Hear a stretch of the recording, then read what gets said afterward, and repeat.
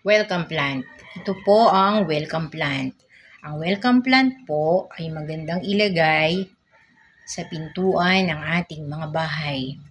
Kapag ka po ang welcome plant ay lumalaki na, dapat po natin itong ilagay sa isang mas malaking paso.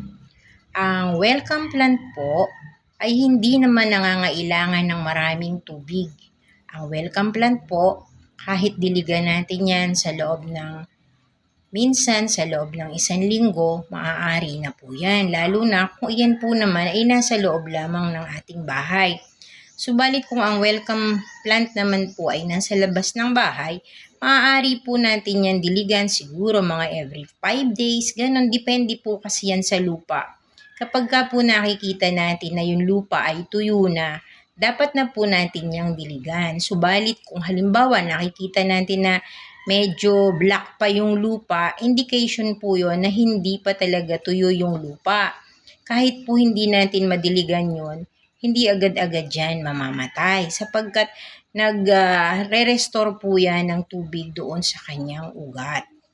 Yan po ang karakteristik ng welcome plant. Ang welcome plant po ay maganda rin namang ilagay sa ibabaw ng ating mga table.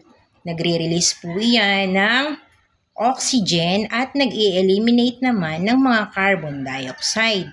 So kung kayo po ay feeling pagod na ang inyong mga mata sa maghapong pagtatrabaho, maaari pong maging stress reliever natin yung mga welcome plant.